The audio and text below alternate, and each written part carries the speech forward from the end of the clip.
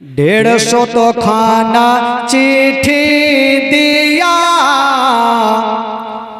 कुफायदा के धोखा दिया। 150 खाना चिट्ठी दिया कुफायदा के धोखा दिया। अब तारा शहीद करे तो जिदर को चरण इमाम हुसैन शहीद হলো নানার উম্মতের কারণ ইমাম হুসैन শহীদ হলো নানার উম্মতের কারণ। 150 খানা চিঠি দিয়া কুফায়দা के धोखा दिया। अब तारा शहीद करे तो जिदर को चरण इमाम हुसैन शहीद হলো নানার উম্মতের কারণ ইমাম হুসैन শহীদ হলো নানার উম্মতের কারণ। 150 খানা চিঠি ইমাম হুসैन পকেটে জমা রাখলেন। চিঠি পড়ার পর ইমাম হুসैन চিন্তা করলেন, ভাই মাইকম্যান একটু বক্সে আওয়াজটা ফ্রেশ করো, একটু আওয়াজ দাও। ইমাম হুসैन চিন্তা করলেন, এখন যদি আমি কুফা শহরে না যাই তারা বলবেন, আমরা আমার নবী পাকের সামনে বলবেন, ইয়া রাসূলুল্লাহ আপনার নাতিকে আমরা ডেকেছিলাম, আপনার নাতি আসেনি, যদি আসতো তাহলে আপনার নাতির হাতে হাত দিয়ে আমি মুরিদ হতাম। আমরা এই কথা যেন বলতে না পারে ইমাম হুসैन চিঠিগুলা নিয়ে পকেটে রেখে যাওয়ার জন্য রেডি হবেন।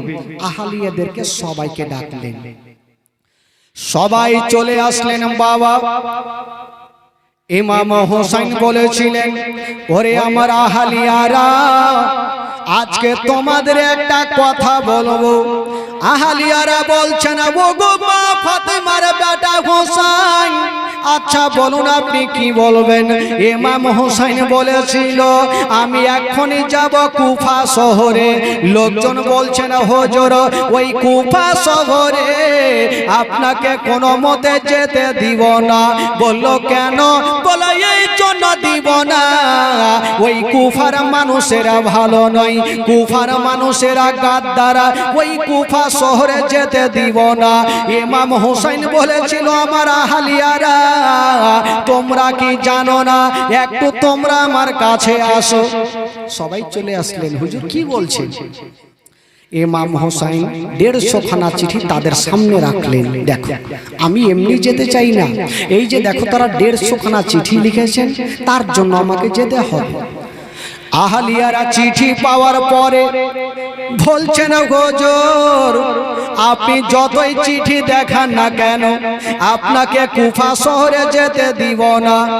ইমাম হুসैन বলল, আমি যদি না যাই তবে কাল হাসরের মাঠে আমার নানার সামনে তারা বলবে, আপনার নাতিকে ডেকেছিলাম, আপনার নাতি আসেনি, তার জন্য ইয়াজিদকে মেনেছিলাম, এই কথা যেন বলতে না পারে। ইমাম হুসैन যেমন এই কথা বলা, আহলিয়ারা সবাই কাঁদতে লেগে গেল। হুজুর আপনি যাবেন না। বলল কেন? বলে এই জন্য যাবেন না, ওই কুফার মানুষেরা ভালো নেই, কুফার মানুষেরা গাদ্দারা, সকাল বেলাতে রং হয় আলাদা, বিকাল বেলাতে রং হয় আলাদা, তারা ভালো নাই। হুজুর আপনি কখনো যাবেন না। ইমাম হুসैन বলছেন, আচ্ছা বলো এখন যদি আমি না যাই তাহলে কি চলবে? আমাকে যেতেই হবে। আহলিয়ারা বলছেন, হুজুর একটা কথা বলবো। আপনি জানেন আপনার বাবা গিয়েছিল হুজুর, আপনার বাবা ঘুরে আসেনি। হুজুর আপনি যাবেন না? বললো না, আমাকে যেতেই হবে। যখন ইমাম হোসেন কোনো মতে মানছেন না, তো আহালির একটা মিটিং করলেন। হুজুর এক কাজ করেন, আপনাকে একটা কথা বলবো, যদি আপনার ভালো লাগে তাহলে হ্যাঁ করবেন। বলে বলো। আহলিয়ারা বললেন, হুজুর এক কাজ করেন, যখন আপনি কুফা শহরে যাবেন আমাদের মধ্যে একজনকে কুফাতে পাঠিয়ে দেন। কুফার মানুষের ভালোবাসা ব্যবহার দেখবে, যদি ভালো থাকে আপনাকে চিঠি লিখবেন, আপনি চিঠি পাও মাত্রই চলে যাবেন। ইমাম হোসেন বলছে, আমি যাকে পাঠাবো তার কি হবে? লোকজন বলছেন, হুজুর আমাদের মধ্যে গিয়া যদি কেউ শহীদ হয়ে যায় দুনিয়া কাঁদবে না, আর আপনি গিয়ে যদি শহীদ হয়ে যান তবে দুনিয়ার চোখের পানি বন্ধ হবে না। সুবহানাল্লাহ। হুজুর আমরা যদি গিয়ে শহীদ হয়ে যাই দুনিয়া কাঁদবে না, আর আপনি হচ্ছেন সমস্ত নওজওয়ানদের সর্দার, হুজুর আপনি যদি চলে যান আমাদের দুনিয়াটা অন্ধকার হয়ে যাবে। ইমাম হোসেন বলল, তাহলে আমি কাকে পাঠাবো? কে যাবে? উনারই একজন চাচাতো ভাই দাঁড়িয়ে গেল, ইমামে মুসলিম। বললে, হুজুর আপনি চিন্তা করবেন না, আমি যাব সেই কুফাতে, তাদের ভালোবাসা ব্যবহার দেখব, আর আমি নিজের হাতে আপনাকে চিঠি লিখবো। হুজুর আমার চিঠি পাওয়া মাত্র আপনি চলে যাবেন। ইমাম হোসেন বলছে, ভাই মুসলিম তবে তুমি যাওয়ার জন্য রেডি হও। ইমামে মুসলিম বলেছিলেন, হুজুর আমি জানি না আমি কুফা শহরে যাব, কুফার মানুষেরা কেমন আছে জানি না, তবে হুজুর ঘুরে আসবো কি আসবো না, তবে যাওয়ার আগে আপনারা পিছনে ফজরের নামাজটা পড়ে আমি রওনা দিয়া দিব। হুজুর জানি না ঘুরে আসবো কি আসবো না, ফজরের নামাজটা আপনার পিছনে পড়ে আমি রওনা দিব। ঠিক আছে। ফজরের মসজিদে আজান হচ্ছে,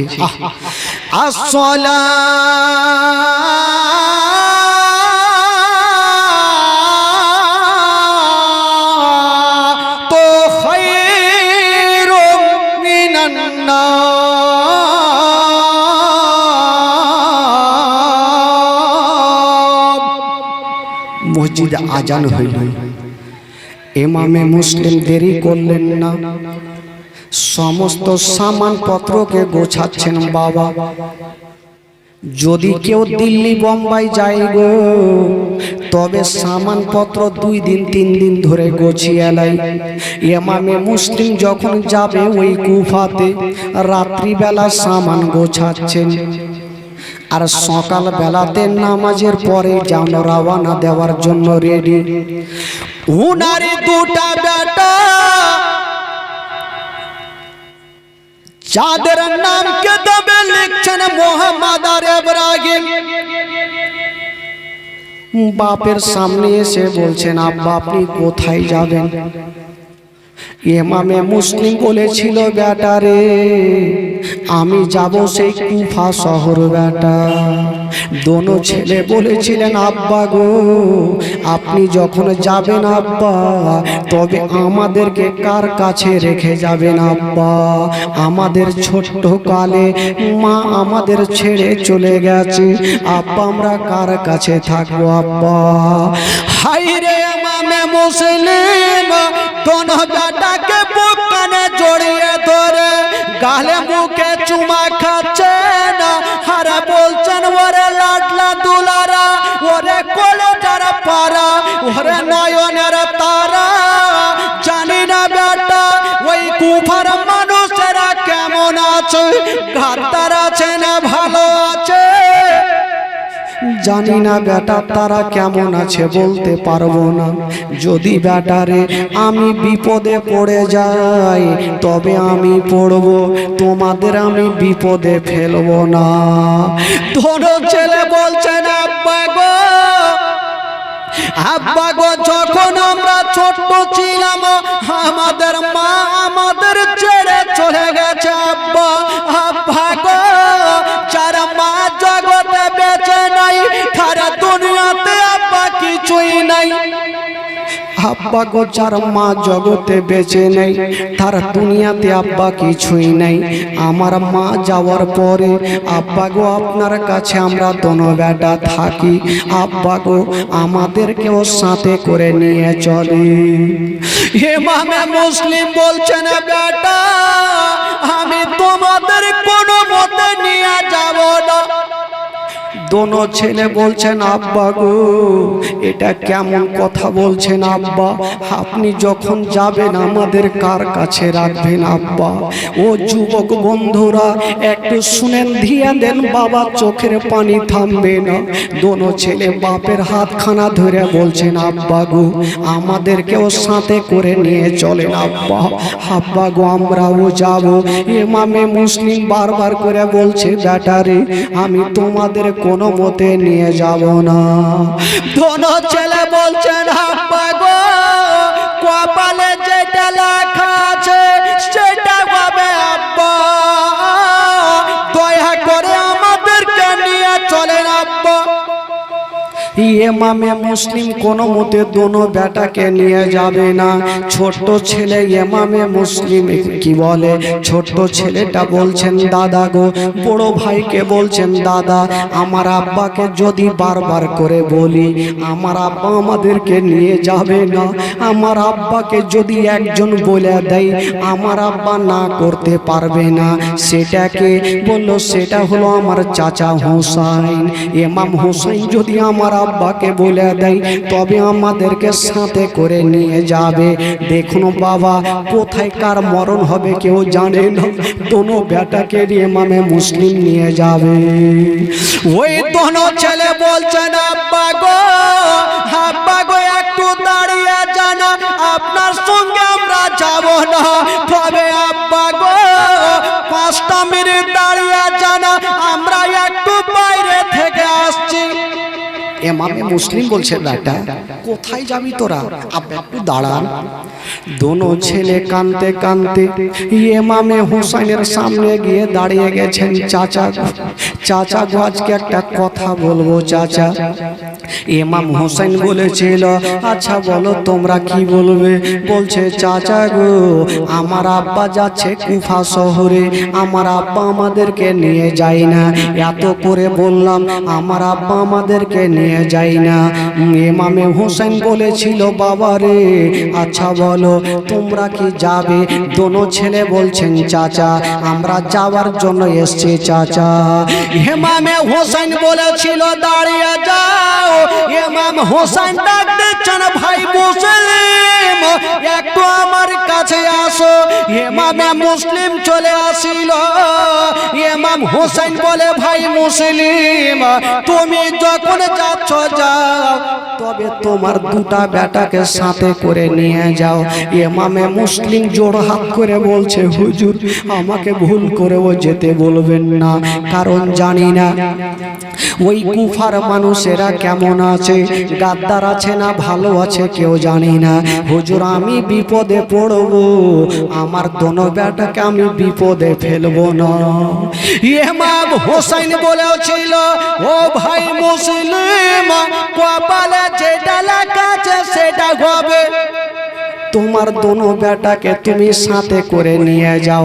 ইমামে মুসলিম বলল আল্লাহ হুসাইন ভাই যখন বলে দিয়েছে, হুজুর যখন বলে দিয়েছে আমার আর রাখা চলবে না। ইমামে মুসলিম চাঁদের চাইতে সুন্দর চেহারা, দুটা ছোট্ট ছোট্ট ছেলে 7-8 বছরের ছেলে, কতটা বুদ্ধি হবে, সুন্দর করে গোসল বানিয়ে দিচ্ছেন বাবা। ইমামে মুসলিম গোসল বানাচ্ছেন বাবা, কিন্তু চোখ দিয়ে যেন ঝরঝর করে পানি। দোনো ছেলে বলছেন আব্বা গো আজকে আপনি গোসল বানিয়ে দিচ্ছেন কিন্তু আপনার চোখ দিয়ে কেন পানি ঝরছে? ইমামে মুসলিম বলেছিলেন বেটা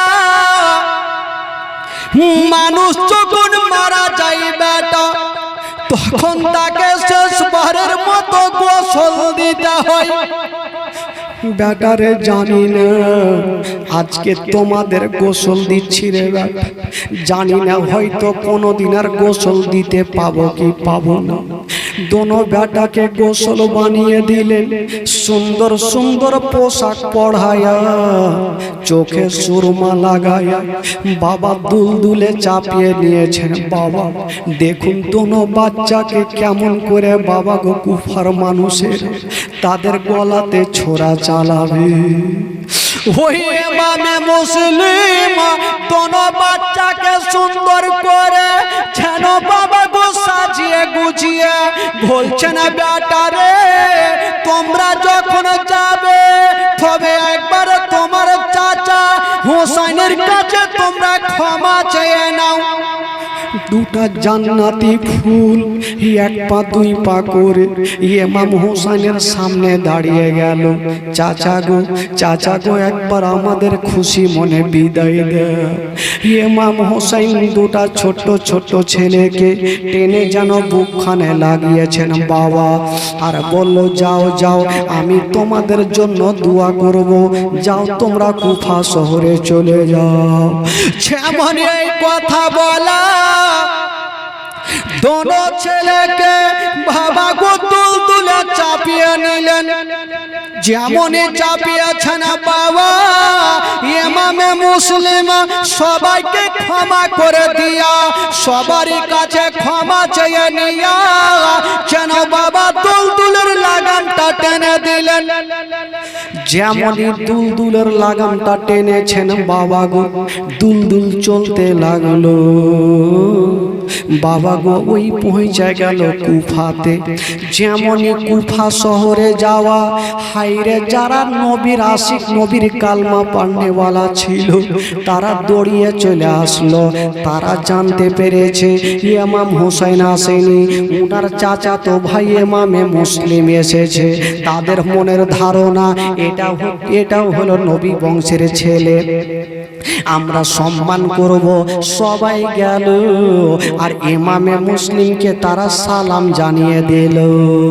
যেমনই সালাম বানিয়েছেন বাবা যেমনই সালাম দিলেন ইমামে মুসলিম সালামের জবাব দিয়েছেন বাবা যেমনই জবাব দেওয়া হলো ইমামে মুসলিম যেন দুলদুল থেকে নিচে নামলো যেমনই দুলদুল থেকে নিচে নামলো আর দুটা ছোট ছোট জান্নাতি ফুল আলে রাসূল বাবা দুলদুলে চেপেছিল দুটা লোক চলে আসিল আর দুটা সুন্দর ছেলেকে বাবা নিচে নামালো গালে মুখে চুমা খেয়ে তারা নামালো আজকে তারা চুমা খাচ্ছে গো আর তারা একদিন এই দোনো বাচ্চার গলাতে ছোরা চালাবে ওই বাবা গো দোনো বাচ্চাকে চুমা খেয়ে যেন বাবা দুলদুল থেকে নামিয়ে নিল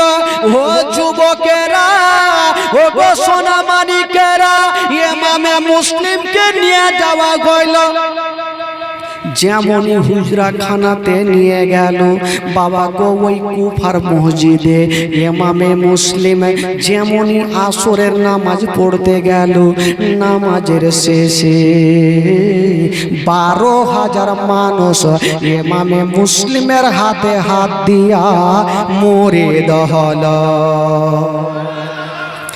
12,000 মানুষ ইমামে মুসলিমের হাতে হাত দিয়ে মুরিদ হইল তো ইমামে মুসলিমের সন্দেহটা মিটে গেল কি যে কুফার মানুষেরা আগে খারাপ ছিল এখন তারা খারাপ নয় এখন তারা ভালো হয়ে গেছে নচেত একই টাইমে একই সময়ে আমার হাতে 12,000 মানুষ মুরিদ যদি হতে পারে তো আমার ভাই হোসেন যদি আসে তবে কত হাজার হতে পারে না কুফার মানুষের আর খারাপ নয় ভালো হয়ে গেছে সঙ্গে সঙ্গে ইমামে মুসলিম একখানা চিঠি লিখলেন কাকে ইমাম হোসেনকে চিঠি লিখলেন ওগো মা ফাতেমার বেটা হোসেন আপনি দেরি করবেন না আমি যেই কাজের জন্য এসেছিলাম কুফার মানুষেরা ভালো হয়ে গেছে হুজুর গাদ্দার নেই আপনি তাড়াতাড়ি করে চলে আসেন এই চিঠি যেমনই ছাড়তে নাই বিপদ বাবা আসতে নাই কি বিপদ আসলো একটা লোক ইয়াজিদের কাছে গিয়ে বলতে লাগলো ওগো ইয়াজিদ কি হলো বলে কুফা শহরে দুটা নারা চলে কেমন নারা ওই একটা চলে হোসাইন জিন্দাবাদ, আর একটা নারা চলে ইয়াজিদ মুর্দাবাদ। তো ইয়াজিদের মিজাজ খারাপ হইবে কি না? ইয়াজিদ বলল আমারই তো একটা খাস লোক নওমান বিন বাসিরকে রেখেছি ওখানে, তো ওনার থাকা সত্ত্বেও কেন তারা আমার নামে গুণ গাইবে না? বলে হুজুর হুনি আপনার নুন খাই আর হোসেনের গুণ গাই। আপনি যদি কুফাকে বাঁচাতে চান তবে একটা হাড্ডা ঘাড্ডা মানুষ এখনই কুফাতে পাঠিয়ে দেন, আর নচেত কুফাকে আপনি দখল করতে পারবেন না। কাকে পাঠাবো? তো একজনকে ডাকলেন যার নাম ছিল ওবায়দুল্লাহ ইবনে জিয়াদ। তাকে বলল ওবায়দুল্লাহ ইবনে জিয়াদ, যাও তুমি কুফা শহরে যাও, তার বাড়ি নিয়ে যাও। যদি তোমার কথা কেউ না শুনে তাহলে তাকে তুমি হত্যা করে দাও, তার বাড়িকে জ্বালিয়ে দাও, তার বাড়ি ঘরকে ছারখার করে দাও, আর ইমামে মুসলিমকে তুমি জিন্দা রাখবে না। ওবায়দুল্লাহ ইবনে জিয়াদ দেরি করলো না, বাবা গো সেখান থেকে আবার কুফার দিকে রওনা দিয়েছেন। তবে কি বলে ওবায়দুল্লাহ ইবনে জিয়াদ একটু চালাক। উনি চিন্তা করছেন, ভাই আপনারা দাঁড়িয়ে কেন, একটু বসে যান ভাই, বসে যান, বসেন বসেন, দাঁড়িয়ে থাকি না বাবা। ওবায়দুল্লাহ ইবনে জিয়াদ একটু চালাক। উনি চিন্তা করছেন ইমামে মুসলিম চিঠি লিখেছেন ইমাম হোসেন যাবে, তার আগে ইমাম হোসেনের গাড়ি যাওয়ার আগে আমার গাড়িকে আমি কুফাতে পৌঁছে দিই। ইমাম হোসেনের মতন ছদ্মবেশী সে যে পোশাক পরে মুখটাকে এইভাবে ঢেকে নিয়ে বাবা গো দুলদুলে চেপে গেছে, পিছনে তারওয়ারি খানা আর নিয়ে কুফা শহরে ঢুকছেন। তো কুফার মানুষেরা চিনতে পেরেছে, জানতে পেরেছে যে ইমামে মুসলিম চিঠি লিখেছে ইমাম হোসেন কিন্তু চলে আসবেন। একবার সকাল বেলায় একবার বিকাল বেলায় বাবা গো ইমাম হোসেনের তারা অপেক্ষা করে। একদিনের ঘটনা, হঠাৎ করে ওবায়দুল্লাহ ইবনে জিয়াদের উপরে নজর পড়ে গেল। তারা জানতে পারলো হয়তো ইমাম হোসেন চলে এসেছে। তারা জানে না যে এটা ইমাম হোসেন নাই, এটা হলো মারজানের বেটা ওবায়দুল্লাহ ইবনে জিয়াদ। ওই বাবা গো যারা যারা ছিল ওবায়দুল্লাহ ইবনে জিয়াদ যেমনই কাছাকাছি হলো, ইনারা গিয়া ওই ওবায়দুল্লাহ ইবনে জিয়াদকে ইমাম হোসেন মনে করে সালাম জানিয়ে দিল। সালাম জানালো। ওবায়দুল্লাহ ইবনে জিয়াদ ভাবছে যদি আমি সালামের জবাব জোরে দিই তবে হয়তো আমার আওয়াজ চিনে যেতে পারে, এটা ইমাম হোসেন নয়, এটা হচ্ছে ওবায়দুল্লাহ ইবনে জিয়াদ। তারা হয়তো আমার উপরে এখনই আক্রমণ করে দিতে পারেন না। তো সালামের জবাবটা আস্তে করে দিলেন। তো তারা চিন্তা করছেন কুফাবাসীরা, হাগো আমরা ইমাম হোসেনকে এত জোরে সালাম দিলাম আর হুজুর আমাদের জোরে উত্তর দিলে না, আস্তে কেন দিল? আবার তাদের মধ্যে আলোচনা করছে হয়তো হুজুর অনেক দূর থেকে এসেছেন, হয়তো শরীর খাসতে গেছে, হয়তো আস্তে করে দিল। যাকে সালামের কোনো দরকার নাই, এক কাজ করেন ভিতরে নিয়ে চলে। ইমাম হোসেনকে ভিতরে নিয়ে যাওয়া হলো। যেমনই ভিতরে নিয়ে যাওয়া হলো বন্ধুরা ও আমার মা বোনেরা, ইমামে মুসলিম কিন্তু বেরাদার ছিল না ওই জায়গাতে। ওবায়দুল্লাহ ইবনে জিয়াদ যেমনই ভিতরে গেছেন বাবা একটা ছাদের উপরে চেপে গেল। আরে যেমনই ছাদে চেপেছেন বাবা, ওই বাবা গো ওই চেহারা থেকে কাপড় খানা সরাইয়া তারওয়ারি খানা নিয়া বাবা গো দাঁড়িয়ে গেল।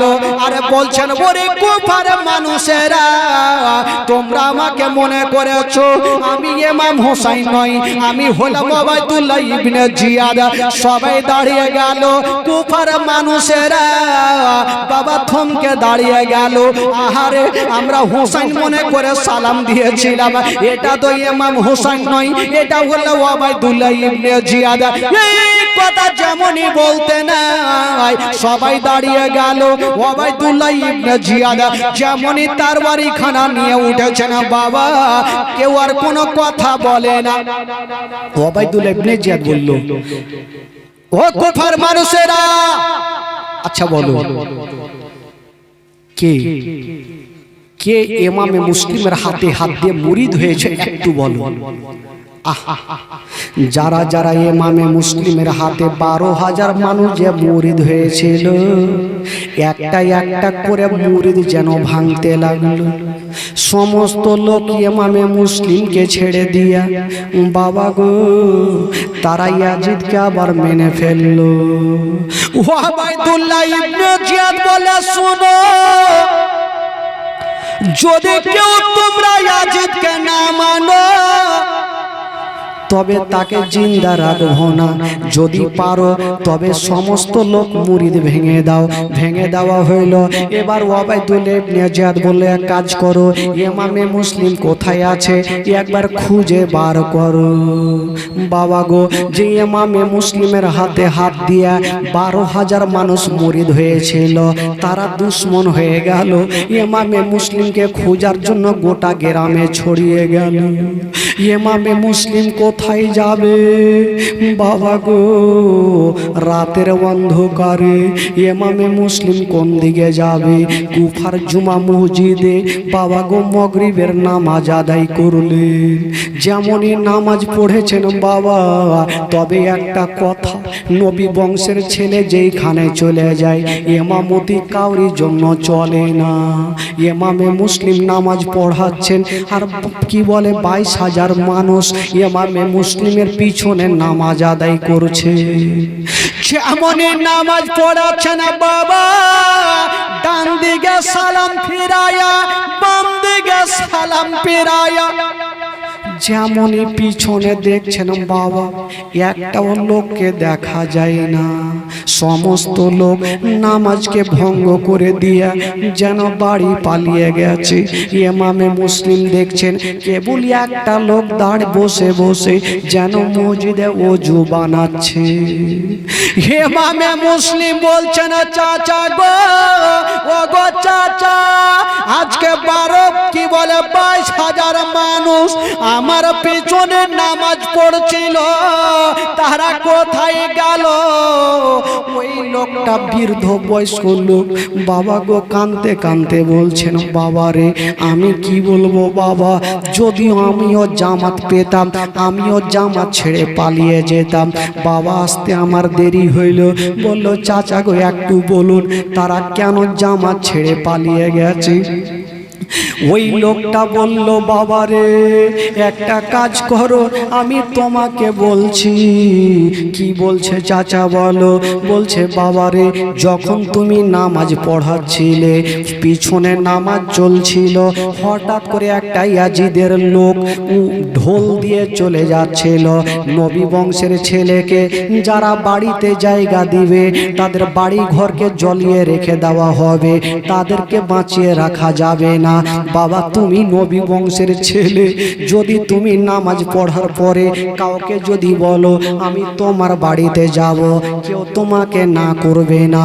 এই জন্য তোমার সঙ্গে দেখা না করার কারণে সবাই জামাত ছেড়ে পালিয়ে গেছে। যেমন এই কথা বলা, ইমামে মুসলিমের চোখ দিয়ে পানি থামলো না, চচ্চর করে কাঁদতে লাগলো। ওই মসজিদ থেকে রাতের অন্ধকারে বেরিয়ে গেল, মসজিদ থেকে রাতের অন্ধকারে বেরিয়ে গেল।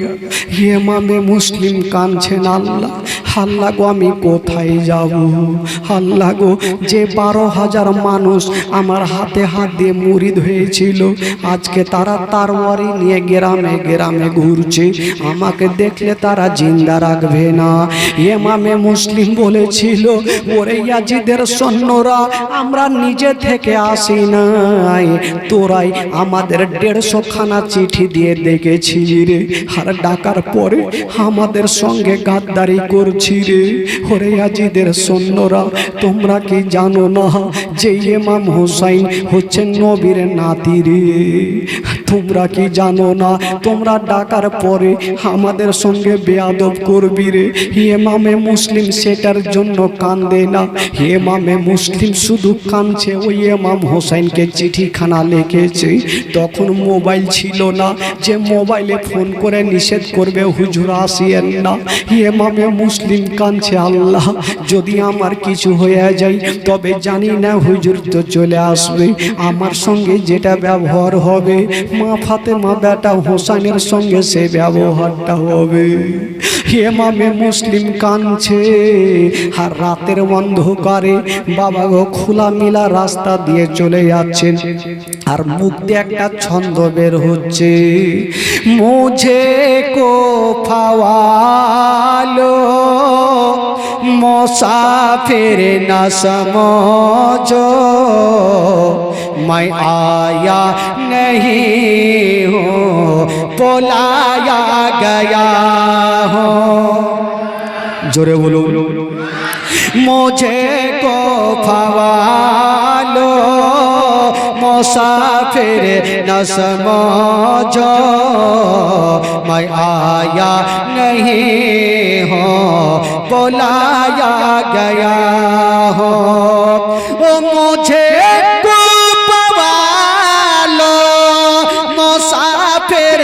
समझो, मैं आया नहीं हो बुलाया गया हो, मैं आया नहीं हो बुलाया गया हो। एक में माया कर सताया गया हो, एक में आकर सताया गया हूँ, मैं रोया नहीं हूँ रुलाया गया हूँ, मैं रोया नहीं हूँ रुलाया गया हूँ। ये माया कर सताया गया हूँ,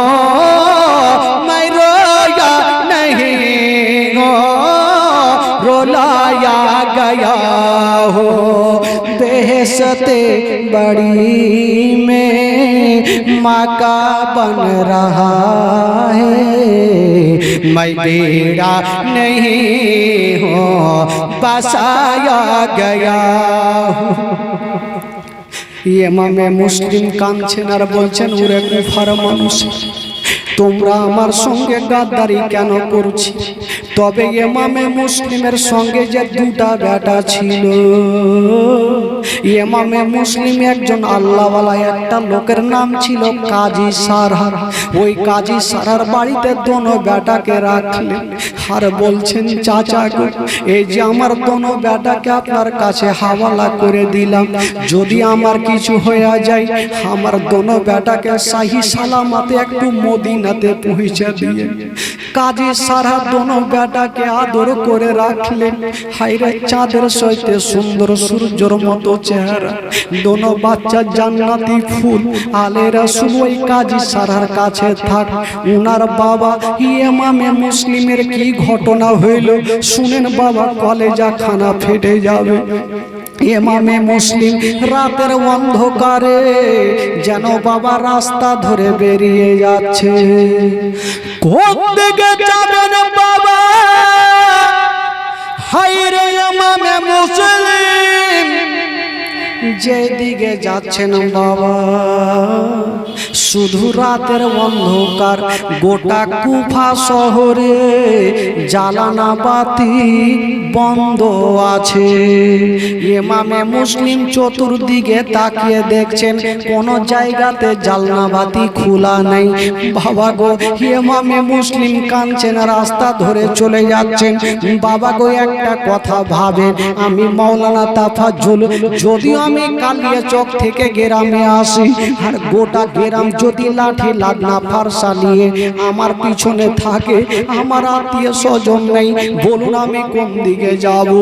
বাবা গো, কতটা ভয়ঙ্কর লাগবে। ইমামে মুসলিম সেখান থেকে কোথায় যাবে? কোন দিকে যাবেন বাবা? ইমামে মুসলিম রাস্তা ধরে চলে যাচ্ছেন বাবা, কোনো দরজা খোলা নেই, কাউরি জালনা বাতি খোলা নেই। কেন খোলা নেই? এই জন্য খোলা নেই, ওই গুফার মানুষেরা ভাবে যদি জালনা দরওয়াজা খোলা রাখি তবে ইমামে মুসলিম চলে আসবে, আমরা না করতে পারবো না। এই জন্য তারা জালনা বাতি বন্ধ করে দিয়েছে না। হায় রে ইমামে মুসলিম বাবা গো, রাস্তা ধরে যাচ্ছে না বাবা, কেবল একটু দূরে দেখছেন মা, কেবল একটা জায়গাতে যেন লালটন জ্বলতেছিল, একটা জায়গাতে লালটন জ্বলছে। ইমামে মুসলিম ভাবছে প্রত্যেকটা বাড়িতে কোনো বাতি নেই, কোনো আলো নেই, দরজা বাতি জানলা বন্ধ, ওই বাড়িতে কেন লালটন জ্বলে? একবার যাই দেখি। ইমামে মুসলিম এক পা দুই পা করে যাচ্ছেন বাবা, যেমনই গিয়ে দেখছেন বাবা একটা মা, বয়স্ক মা, চারাকটা জ্বালায়া চারাকের পাশে বসে শুধু রাস্তার দিকে দেখতেছে। ইমামে মুসলিম বলছেন মা গো, মা গো, গোটা কুফা শহরে মা জালনা বাতি বন্ধ, মা তুমি কেন এই জায়গাতে বসে আছো মা, তুমি কেন ঘরে যাওনি মা, একবার আমারে বলো। ওই মেয়েটার নাম কি লিখছেন বাবা? কেতাবে লিখছেন বন্ধুরা, যেই মেয়েটা গাছের তলাতে বসেছিল, বারান্দায় বসেছিল, ওই মেয়েটার নাম হলো তুয়া বিবি। ওই তুয়া বিবি বসে আছেন। ইমামে মুসলিম বলছেন মা গো, তুমি কেন বসে আছো মা? ওই মেয়েটা বলছেন বাবা রে, তুমি কি জানো না আল্লাহ 10 বছর পরে একটা আমাকে সন্তান দিয়েছে, যে সন্তানের নাম রেখেছি আমি বেলাল। ওই বেলাল ইবনে জিয়াদের দরবারে চাকরি করে, প্রত্যেক দিন সন্ধ্যার সময় চলে আসে। আজকে রাত্রি প্রায় 10টা বেজে গেল, আমার বেটা আসেনি, তার জন্য আমি মা রাস্তার ধারে বসে বসে বেটার অপেক্ষা করছি, যতক্ষণ পর্যন্ত বেটার মুখে খাবার দিব না আমি মা একবারও আমি ঘরে যাব না। ইমামে মুসলিম বলছেন মা গো, কথাটা তুমি ভালো বলেছ মা, মা যতক্ষণ ওই সন্তানের চেহারা দেখবে না মা গো, ওই মায়ের মনে শান্তি খানা হবে না। তবে মা গো, খুব ভালো করেছো মা, তবে একটা কথা বলবো মা, এ রাতের অন্ধকারে এসেছি মা, যদি পারো গো মা তবে এক পেয়ালা আমাকে পানি দিয়ে দাও মা। মা এক পেয়ালা আমাকে পানি দিবে না? ওই তুয়া বিবি ভাবছেন আল্লাহ জানি না, এই রাতের অন্ধকারে কাউকে তো দেখতে পাচ্ছি না, তবে এই ছেলেটা কোথায় থেকে আসলো, আমার কাছে পানি চেয়েছে, আমি কেমন করে না করব, একটু দিয়েই দিই। ওই মেয়েটা ঘরে গেল আর 1 লোটা পানি এনে ইমামে মুসলিমকে দিলেন। ইমামে মুসলিম পানি খানা পান করে খালি লোটা ওই মেয়েটাকে দিচ্ছেন। তো তুয়া বিবি খালি লোটা ঘরে রাখতে গেলেন, আবার আসছেন, এসে দেখছেন বন্ধুরা ইমামে মুসলিম এখনো দাঁড়িয়ে, কিন্তু চোখ দিয়ে যেন ঝরঝর করে পানি ঝরছে। ওই মেয়েটা বলছেন বাবা তুমি পানি চাইলাম পানি দিলাম, এবার তুমি তোমার বাড়িতে যাও। এই কথা যেমনই বলতে নাই, ইমামে মুসলিমের আর কলেজা খানা থামলো না, কাঁদতে লাগলো। মা গো, আমার বাড়ি যদি থাকতো গো মা, তবে তোমার কাছে পানি চেয়ে খেতাম না। না। মা গো হে রাতের অন্ধকারে আমি গ্রামে গ্রামে ঘুরতাম না মা। বলছে বাবা তুমি কে বলো? বলছেন মা গো যার কারণে গোটা কুফা শহরে জালনা বাতি বন্ধ করেছে মা, আমি হলাম সেই নবী বংশের ছেলে ইমামে মুসলিম। যেমন এই কথা বলা ওই মেয়েটা হায়রে বয়স্ক মা কাঁদতে কাঁদতে মাটিতে পড়ে গেল, কাঁদতে কাঁদতে মাটিতে পড়ে গেল। ইমামে মুসলিম বলছেন মা গো আজকে আমি কাঁদবো মা, তুমি কান্দিও না। তবে মা গো একটা কথা তোমাকে বলবো মা, তুমি আমাকে পানি পান করিয়েছো মা, আমার আত্মাকে ঠান্ডা করেছো। তবে যদি পারো মা তবে আজকে রাতটা একটু তোমার বাড়িতে থাকবো মা, কথা দিলাম আমি সকাল বেলায় চলে যাব মা। ওই মেয়েটা কাঁদতে কাঁদতে বাবা ইমামে মুসলিমের হাতখানা ধরে বলছে বেটা রে যতক্ষণ তুমি আমাকে ক্ষমা না করবে বেটা আমি তোমাকে ঘরে জায়গা দিব না। ইমামে মুসলিম বলছে মা গো তুমি তো কোনো অন্যায় করনি মা, কেন তুমি ক্ষমা চাইছো? ওই বৃদ্ধ মেয়েটা কাঁদছে বলছেন বাবা আমি একটা বিশাল বড় অন্যায় করে ফেলেছি। বলল কি অন্যায়? মেয়েটা কাঁদতে কাঁদতে বলছেন হুজুর কাল হাসরের মাঠে একটু নবীর সামনে তুমি এই কথাটা বলিও না, এই কথাটা তুমি স্বীকার করিও না যে তুয়া বিবি আমাকে সে রাত্রে চিনতে পারেনি। আমি তোমাকে চিনতে পারিনি, এই কথাটা যদি তুমি নবীকে বলে দাও তবে আমার নবী নারাজ হয়ে যাবে।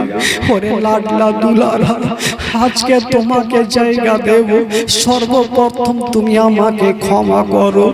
ইমামে মুসলিম আর দাঁড়িয়ে থাকতে পারলেন না, মেয়েটা রাত কানা ধরে বলছে মা গো আজকে তুমি আমাকে পানি পান করিয়েছো মা, তবে মা গো তোমাকে টাকা দিতে পারবো না, পয়সা দিতে পারবো না মা গো।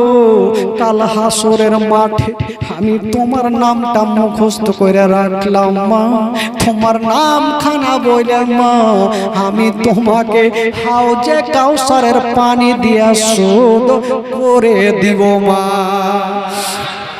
হাউজে কাউসারের পানি দিয়ে শোধ করে দিব মা। মা গো বেরাদার বন্ধুরা এবার তুয়া বিবি বলল বাবারে চলো তোমাকে আমার ঘরে নিয়ে যাব। ওই মেয়েটার এত মনে আনন্দ, নবী বংশের ছেলেকে নিমন্ত্রণ করে পাওয়া যায় না, ডেকে পাওয়া যায় না, আজকে আমার বাড়িতে এসেছে, আমার বাড়ির মতো কোনো শান্তি নাই, আমার বাড়ি কানা যেন আলো হয়ে যাবে, আমার বাড়িতে বরকত হয়ে যাবে। ওই মেয়েটা ইমামে মুসলিমের হাত ধরে ঘরে নিয়ে গেলেন, সঙ্গে সঙ্গে বাবা গো কিছু খাবার এনে ইমামে মুসলিমকে দিলেন। যেমন ইমামে মুসলিম খাবারটা খেতে যাবে সঙ্গে সঙ্গে দোনো বেটার চেহারা মনে হয়ে গেল। ইমামে মুসলিম বলছেন আল্লাহ আমি যখন এসেছিলাম আমার দোনো কলেজার পাড়াকে এনেছিলাম, জানি না আমার দোনো বেটা কেমন আছে, খাবার খেতে পারলেন না, বাবা ঘরে আরাম করতে লাগলেন।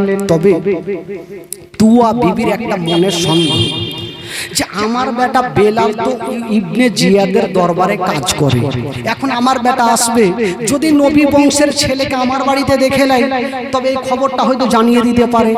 তো সঙ্গে সঙ্গে বলছেন হুজুর ওগো নবী বংশের ছেলে ইমামে মুসলিম এক কাজ করেন, আপনাকে একটা পার্সোনাল ঘর দিলাম, ওই ঘরে আপনি থাকেন, তবে হুজুর দয়া করে আপনি কথা বলিয়েন না, কারণ আমার বেটা জানি না যদি আপনাকে দেখে লাই তো নিয়াত পাল্টে যেতে পারে হুজুর। ঠিক আছে, ইমামে মুসলিমকে একটা ঘরে রাখলেন। আর ঠিক রাত্রি বেলায় ওই দিকে ওবাইদুল্লাহ ইবনে জিয়াদের দরবার থেকে ওই তুয়া বিবির বেটা বেলাল কিন্তু বাড়ি ঢুকলেন। মা মাগো তাড়াতাড়ি করে খাবার দিন মা। কেন কি হলো বেটা? বলছে মাগো আর বলিয়েন না মা, ওবাইদুল্লাহ ইবনে জিয়াদ একটা ইনাম রেখেছে মা। ইবনে জিয়াদ কি বলে ইমামে মুসলিমকে যে খুঁজে দিবে তাকে প্রচুর টাকা দিবে মা। আমি সারা দিন খুঁজেছি পাইনি, তাই তাড়াতাড়ি খাবো, সকাল হলে আমি বের হব। মার মাথায় একটা সন্দেহ হয়ে গেল, আমার বাড়িতে আছে নবী বংশের ছেলে, এই বেলাল যদি দেখে নাই তবে এই কথাটা ওবাইদুল্লাহ ইবনে জিয়াদকে জানিয়ে দিবে। বলছে হারে বেটা, তোর কি মাথা পাগল হয়ে গেছে? নবী বংশের ছেলেরে বেটা, ওই ছেলেদেরকে কিছু করতে নাই, ওই ছেলেদের চেহারা দেখলে বেটা নেকি আছে, জোরে বলে সুবহানাল্লাহ। বেটা রে, ওই ছেলেরা হচ্ছে জান্নাতি ফুল আলে রাসূল, তুই তাদের ব্যাপারে কথা বলছিস।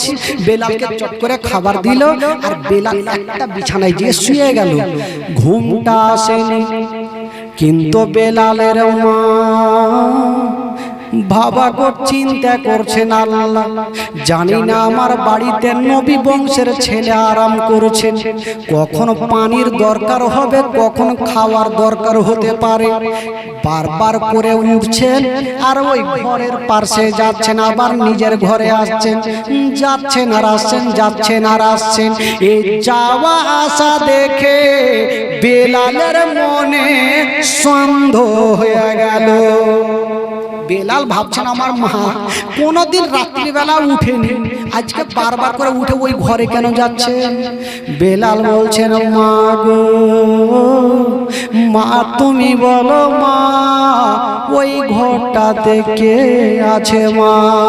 আরে বেটা কেউ নাই, তুই ঘুমা তো, সকাল হলে কাজে যাবি, ঘুমা। বেলাল আবার চোখটা বন্ধ করছেন, আবার চিন্তা করছেন না কোনো না কোনো কিন্তু আছে, নচেত মা বারবার করে উঠে না। আজকে কেন উঠছেন?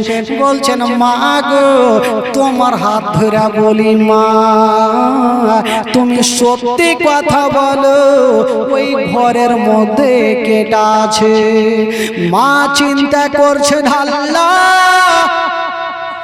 এখন যদি আমার বেটাকে বলে দি নবী বংশের ছেলে আমার বাড়িতে আছে, আমার বেটা বেলাল জানিয়ে দিতে পারে, তবে মা সঙ্গে সঙ্গে বেলালকে বলছেন বেটা রে তোমাকে বলবো ওই ঘরে কে আছে, তবে সর্বপ্রথম তুমি আমার মাথায় হাত দিয়ে কসম খেয়ে নাও। বেটা তুমি আমার মাথায় হাত দিয়ে কসম খাও, ওই ঘরের মধ্যে কে আছে তুমি বলবে না। কসম খাবো, ঠিক আছে। ওই বেলাল বেরাদার বলছেন মা গো আমি তোমার মাথায় হাত দিয়ে কসম খেলাম মা, ওই ঘরে কে আছে আমি বলবো না। বাবা গো মায়ের মাথায় কসম হাত দিয়ে কসম খেয়েছেন, মা বলছেন বেটা রে যাকে তোমরা খোঁজার জন্য ঘুরছো বেটা, আমার ওই ঘরে নবী বংশের ছেলে আছে যার নাম হলো ইমামে মুসলিম। একটু তালাটা খুলো, তোমরা একটু নিজের চোখে দেখবো তাহলে বিশ্বাস হবে। তালাটা খুলেছেন বাবা সত্যিকারী নবী বংশের ছেলে ইমামে মুসলিম। ওই বেলালের মনে সন্দেহ, মার মাথায় হাত দিয়ে কসম খাইয়েছি, কিন্তু দিল বলছে মন বলছে এই কথা সকাল বেলায় ইবনে জিয়াদকে বলে দিব। কসম খেয়েছি ঠিক আছে, কিন্তু আমি বলবোই বলবো। সারা রাত থাকলো, সকাল বেলাতে আবার চাকরিতে যাচ্ছেন। মার মনে সন্দেহ হয়ে গেল বেটা প্রত্যেক দিন 9টায় চাকরিতে যায়, আজকে এত সকাল সকাল কেন যাচ্ছে না? মা ডাক দিয়ে বলছেন বেটা তুমি আবার আমার মাথায় হাত দিয়ে কসম খাও, আমার বাড়িতে নবী বংশের ছেলে আছে বেটা, এই কথা তুমি কাউকে বলবে না। বেলাল বলেছিলেন মা গো আমি কসম খেলাম মা, আমার বাড়িতে যাই আছে মা, আমি কাউকে বলবো না। ঠিক আছে, বলবি না তো ঠিক আছে, চলে যাচ্ছেন। বেলাল কিন্তু রাস্তা ধরে চলে যাচ্ছেন বাবা, একটু দূর আগিয়ে গিয়েছে আর সামনে দিক থেকে তিনটা লোক ঘোড়ায় সাওয়ার হয়ে চলে আসছেন। তো বেলাল চট করে বলছো দাঁড়াও, দাঁড়িয়ে গেল। বলছে তোমরা কোথায় যাবে? এদিকে। বলে আমরা যাবো এদিকে ইমামে মুসলিমকে খোঁজার জন্য। তো বেলাল বলছে শুনো, তোমরা যতই খুঁজো জিন্দেগিতে তোমরা খুঁজে পাবেন না। এদের তিনজনের মধ্যে একটা আনাগুনা হইলো, খুঁজে পাবি না তার মানে কি? ওই অবশ্যই এই লোকটাই বেলাল জানে। চট করে তারা নিচে নামলো। আচ্ছা খুঁজে পাবো না তার মানে তুমি কি বুঝাতে চাইছো? তার মানে তুমি জানো। বেলাল বলছে দেখো ভাই, আমি সব জানি, আমি বলে দিতাম কোথায় আছে, সব কথা বলতাম, বলবো না কেন জানেন? আমার মা মানা করেছে। আচ্ছা বলুন তো ভাই, বলা হলো না? মা মানা করেছে। একটা লোক যাচ্ছে শ্বশুর বাড়ি, একটা বাদশা শ্বশুর বাড়ি যাবে। তো আর গোলাম মানে যাবে, তো পায়জামাটা খুব ময়লা। তো গোলামটাকে বলছে হারে পায়জামা ময়লা পরে যদি শ্বশুর বাড়ি যাবো তো মান সম্মান থাকবে রে। বলে হুজুর আপনার ময়লা আছে তো কি আছে, আমারটা চকচক করছে, আপনি আমারটা পরে চলেন। হারে গোলামের পায়জামা পরে যাবো তো মান সম্মান থাকবে। বলে হুজুর আমি জানবো আর আপনি জানবেন, বাকি কাউকে বলবো না। বলে দেখ বলিস না, আমার মান সম্মান চলে যাবে। বলে হুজুর বলবো না। এই তো গোলামের পায়জামা পরে বাদশা কিন্তু শ্বশুর বাড়ি পৌঁছে গেছে। বাদশা তো ঘরের মধ্যে আর গোলামটা বারান্দা মানে বাইরে বসে বসে পাহারা দিচ্ছে।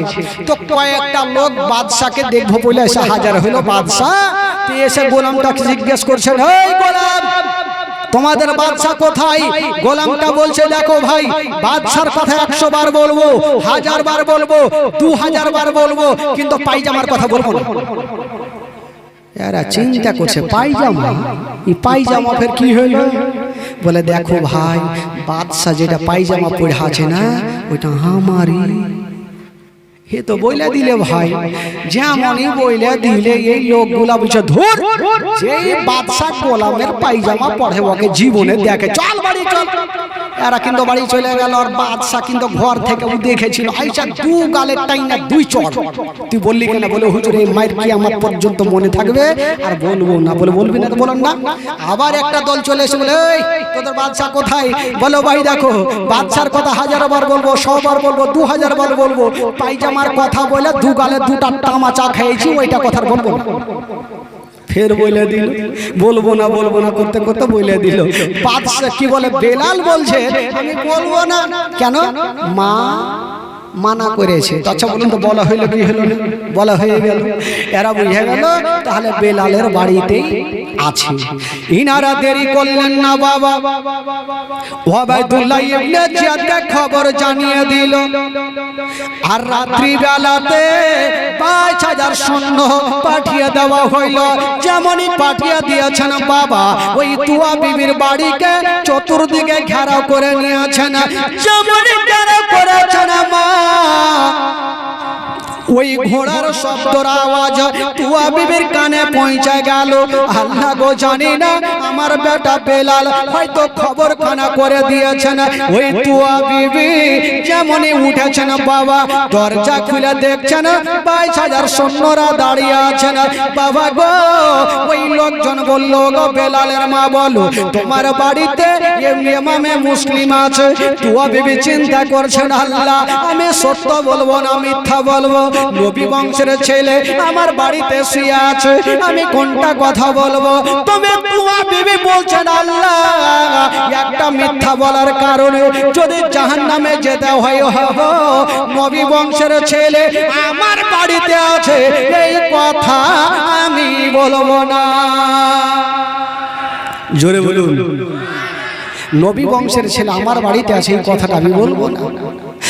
বেরাদার বন্ধুগণ বাবা, ওগো মা বোনেরা আমার, যেমনই তুয়া বিবির মুখ থেকে মিথ্যা কথা বলতে যাবে, যেমনই বের হতে যাবে বাবা, ওইদিকে ইমামে মুসলিমের ঘুমটা ভেঙে গেল। আরে যেমনই ঘুমটা ভেঙেছে বাবা, সঙ্গে সঙ্গে বেরিয়ে চলে আসিল। বলছেন মা গো, মা গো তুমি যা করেছো সত্য করেছো মা, তুমি কোনো অন্যায় করনি মা, তবে মা গো আমার জন্য তোমাকে মিথ্যা কথা বলতে হবে না বাবা গো। এই কথা বলে দিয়া ইমামে মুসলিম দাঁড়িয়ে গেল, আর 22,000 সৈন্য একদিকে দাঁড়িয়ে গেল। তারা বলল, ওগো ইমামে মুসলিম, আজকে আমরা মারপিট করব না, ঝামেলা করব না, চলো তুমি ইয়াজিদের হাতে হাত দিয়ে মুরিদ হয়ে যাও। ইমামে মুসলিম বলেছিল, আমি জান দিয়ে দেব, জীবন দিয়ে দেব, কিন্তু আমি ঈমান দিব না। গোলাম মানে মুস্তাফা जान देने से नहीं डरते, सरकार चाहिए रही जाए कोई परवाह नहीं करते। ইমামে মুসলিম বলেছিল, আমি জান জীবন দিয়ে দেব, কিন্তু ঈমান যেতে দিব না। কথা বলতে নাই বাবা, যুদ্ধ শুরু হয়ে গেল। একদিকে 22,000 সৈন্য, একদিকে ইমামে মুসলিম একাই বাবা তরবারি চালিয়ে দিয়েছেন। বেরাদার বন্ধুরা, যেই দিকে তরবারি চালিয়ে দেয় 2-4 জন কেটে জাহান্নামে চলে যায়। বাবা গো ইমামে মুসলিমের সামনে কেউ টিকতে পারে না, যার শরীরে নবী বংশের রক্ত আছে গো, তার সামনে গিয়ে কেউ টিকতে পারে না। যার শরীরে নবী বংশের রক্ত, কেউ টিকতে পারে না। তখন তারা দাঁড়িয়ে গেল, ওগো ইমামে মুসলিম, আমরা মারপিট করব না, ঝামেলা করব না, এক কাজ করেন, আপনাকে নিয়ে যাব কোথায়? ইবনে জিয়াদের কাছে, ওখানে গিয়ে যেটা আলোচনা হবে সেটাই হবে, চলুন। ঠিক আছে চলো। ইমামে মুসলিম যাওয়ার জন্য দুলদুলে চেপেছেন বাবা, যেমনই দুলদুলে চেপেছেন মা, পিছন থেকে এক দুশ্মন দুরাচার দৌড়িয়ে গেল, আর ইমামে মুসলিমের তরবারি খানা টেনে নিল। যেমনই তরবারি খানা টেনেছেন বাবা, ইমামে মুসলিমের মধ্যে একটা কথা বেরিয়ে গেল, ইন্না লিল্লাহি ওয়া ইন্না ইলাইহি রাজিউন। লোকজন বলল, ওগো ইমামে মুসলিম, মানুষ যখন মারা যায় এই দোয়াটা পড়ে, আপনি কেন বললেন? ইমামে মুসলিম বলছে, শুনো গো ওরে ইয়াজিদের সৈন্যরা, আমার তরবারি খানা যতক্ষণ আমার কাছে ছিল, আমার জান ছিল, তরবারি খানা যখন আমার কাছে নাই, বোধহয় আর বেশিক্ষণ আমি বাঁচব না, তার জন্য আগে আমি এই দোয়াটা পড়ে নিলাম। ও যুবক বন্ধুরা, ও গো আমার মা বোনেরা, এইবারে ইমামে মুসলিমকে নিয়ে যাওয়া হলো ওই রাত্রি সমাতে, রাত্রি 12টায় ইবনে সাদ বলতে লাগলো, ওগো ইমামে মুসলিম, তুমি ইয়াজিদের হাতে হাত দিয়ে মুরিদ হয়ে যাও। ইমামে মুসলিম বলেছিল, না আমি জান দিয়ে দেব, জীবন দিয়ে দেব, কিন্তু আমি ঈমান যেতে দিব না। ইবনে সাদ বলল, ওরে তোরা কে আছো রে? ইমামে মুসলিমকে ওই জেলখানাতে ভরে দাও, সারা রাত জেলের মধ্যে থাকবে, সকাল যখন হবে তখন তার বিচার হবে। ইমামে মুসলিমকে রাত্রি 12টায় বাবা গো জেলখানাতে ভরে দেওয়া হলো।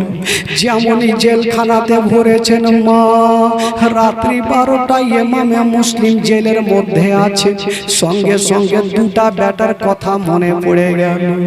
আল্লাহ গো, আমার যদি কিছু হয়ে যায়, আমার দোনো বেটার কি হবে? আমার দোনো কলেজার পাড়ার কি হবে? যারা মা জগতে বেঁচে নেই, আমার কাছে তার আদর যত্ন, যদি আমার কিছু হয়ে যায়, আমার দোনো ছেলের কি অবস্থা হবে? হায় রে ইমামে মুসলিম, ওই জেলখানার মধ্যে যেন বাবা চটপট করে কান্দে মা। রাত্রি 12টায় ঘুমটা সেটা ওই জেলের মধ্যে নামাজ আদায় করছেন বাবা, ওই জেলের মধ্যে ইমামে মুসলিম কাঁদছে। সকাল যখন হইল, ইবনে সাদ বলল, যাও যাও ইমামে মুসলিমকে ঢেকে আনো। ইমামে মুসলিমকে ডাকা হইল। যেমনই ডাকা হইল বাবা, এবার ইমামে মুসলিমকে বলল, এক কাজ করো, ওগো ইমামে মুসলিম, তুমি ইয়াজিদের হাতে হাত দিয়ে মুরিদ হয়ে যাও। ইমামে মুসলিম বলেছিল, না আমি জান দিয়ে দেব, জীবন দিয়ে দেব, কিন্তু আমি ঈমান যেতে দেব না। বলল, রে তোরা কে আছিস রে, ওই ইমামে মুসলিমকে পাড়ের ছাদে নিয়ে যাও আর ইমামে মুসলিমের গর্দান খানা কেটে নাও। বাবা গো, ইমামে মুসলিম নবী বংশের ছেলেকে টানতে টানতে নিয়ে গেল পাড়ার ছাদে। যেমনই নিয়ে গেল, দুশ্মন দুরাচার তরবারি নিয়ে যেন বাবা দাঁড়িয়ে গেছে মাথার উপরে আর বলছে, ও গো ইমামে মুসলিম, এখনো তোমাকে ছেড়ে দিতে পারি যদি তুমি ইয়াজিদের হাতে হাত দিয়ে মুরিদ হয়ে যাও। ইমামে মুসলিম বলেছিল, না, আমার দেহতে যতক্ষণ পর্যন্ত রূহ আছে আমি জীবনও ইমামে ইয়াজিদের হাতে হাত দিয়ে মুরিদ হব না। এই কথা বলতে নাই ওই দুশ্মন দুরাচার এত জোরে তরবারি চালিয়ে দিয়েছেন বাবা, এত জোরে তরবারি চালিয়ে দিয়েছেন, সঙ্গে সঙ্গে ওই যেন ইমামে মুসলিমের গলাতে পড়ে গেল। যেমনই গলাতে পড়েছে, একদিকে মাথা গেল, একদিকে বডি গেল। সকলে পড়ুন, ইন্না লিল্লাহি ওয়া ইন্না ইলাইহি রাজিউন। আল্লাহুম্মা সাল্লি আলা সাইয়্যিদিনা